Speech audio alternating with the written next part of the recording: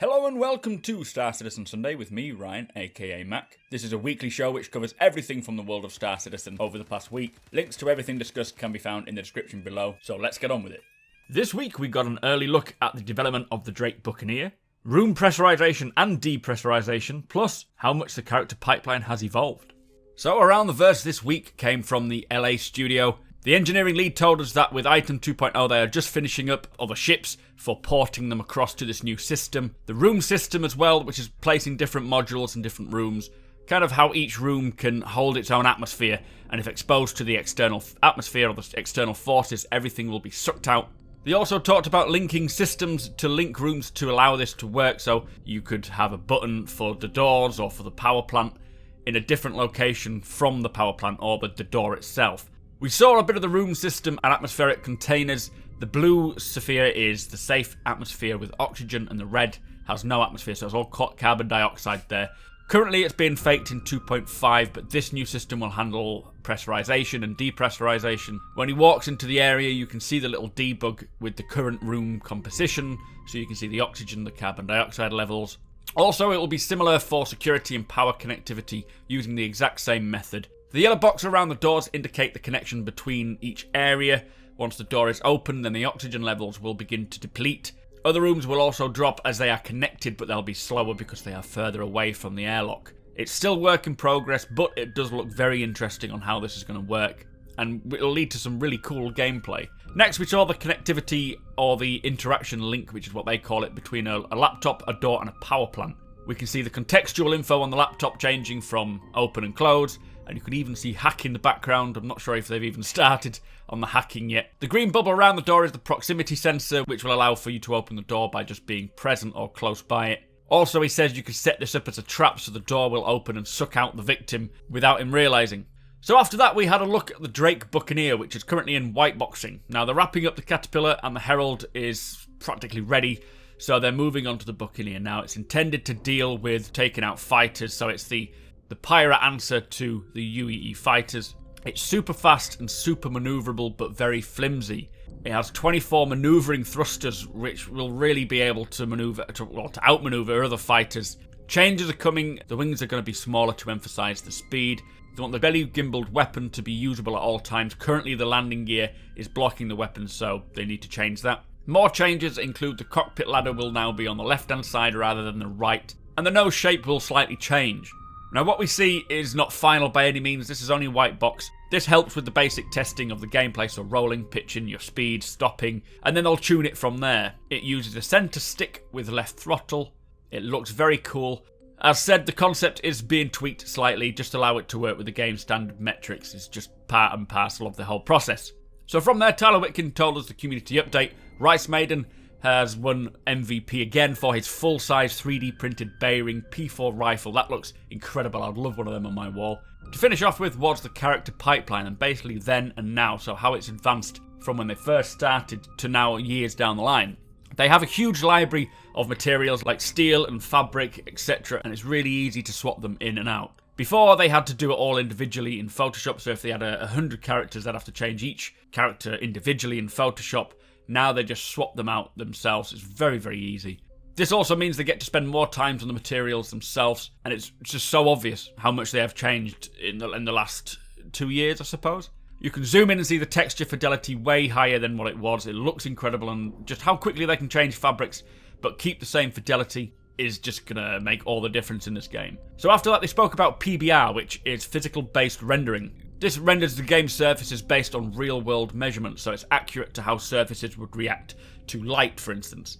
The Sand Nomad we saw in the V2 demo had both material and fabric, some reflective, some matte. Now, they do show and talk about how the Sand Nomad came to life from concept to completion. Do tune in yourself if you want to see the whole thing. But during the PBR demo, we had a little notification pop up in the bottom right-hand corner regarding the live release update and handover from Austin for 2.6. This will be a discussion on what needs finishing, the bugs that are there, etc. for 2.6, so it's definitely close. Anyway, going back to what we were talking about, I love the cloth movement of the Sand Nomad. It is so realistic, and also how many variants to the outfits there are, or they could just quickly change using the sliders on the side. They want to make sure all the clothing options fit together and work. This gives an optimal variety of clothes and armor. It's going to be incredible when it comes to creating your own character. You can also wear different types of armor on different types of suits to work with your playstyle. Creatures, we saw some creatures as well. You know, the worm was how that's created, plus this flying insect bug. How large they're going to be, I don't know, but it's got one hell of a stinger to it. In the future, with characters, animals, creatures, and aliens, it's all possible now with this character pipeline. They can make them and create them so much quicker with such diversity. It's just incredible how far they've come now. So after that, Chris Roberts just gave a quick 2.6 update. Do check out my video, I'll link it now if I can remember. Just basically talking about 2.6. I have covered what I'm going to say here in this video. But Star Marine Damien map is with the art team now for its final pass. The design now is working with the Echo 11, which is the bigger map. They want to improve the hit and death reactions to make it more satisfying. Further emotes and combat signaling are being worked on. The new AC Pirate Swarm is being tested. They have a couple of blockers at the moment as well. One in Vandal Swarm, the Warlord and Vixen teammates are being placed on the other side. Plus the Herald cockpit was opaque, which is just clearly a problem. But the Herald and Hoplite are receiving its final polish. It'll be out very, very soon. Anyway, that was ATV. Let's move over to RTV. So Reverse the Verse this week was only about 24 minutes long and there wasn't too much information in it, but they started off with a question regarding Eugene Morrow, which we saw talking in the character pipeline, and he did mention that the face muscles didn't seem to move, he didn't blink. Is this going to be a thing or, you know, will they actually blink in game? And Forrest Stefan says that there was actually a longer version of that video and he sat there and watched it through and noticed he never blinked, nor did he move a muscle around the eyes, and he said it just felt kind of weird. So he pulled all the actors' videos of when he actually did the proper PCAP and compared them to the animation that we saw, and the guy who plays Eugene Morrow actually never blinked. Characters will blink, their faces will move, it's just that this particular actor did not blink. So, there you go. So next question, to what extent will players be able to personalise their armour and will we be able to use the PBR settings? And he says you will likely be able to select different surface types, but it will be more like some armour may support multiple materials for you to choose from. So for an example that was given, it was plastic, carbon fibre or metal. We won't have the option to drag the sliders and change the materials ourselves. They will be sold as set items, so you could probably get a plastic, carbon fibre or metal shoulder pad, for example. Next question is, how long did it used to take to create a character to how long it takes now? And they said the character pipeline has undergone some serious revisions over the last year or so, with new technologies and practices, bringing the time it takes to create a character like the Nomad down from about 5 months to merely 3 weeks, including all the R&D needed. So instead of it taking 5 months to create each character, they can do it within 3 weeks, which is just incredible.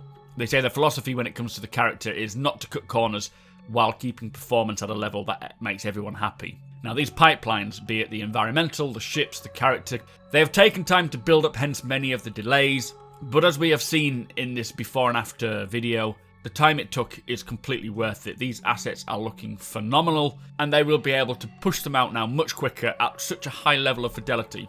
Anyway, that was actually it for the RTV LA livestream. The anniversary livestream, they said, will be at 1 PM PST, which is about 9 PM GMT, on Friday the 18th of November, so there will be no RTV, there will be no ATV next week due to this livestream. I don't care, I'm just super hyped for it.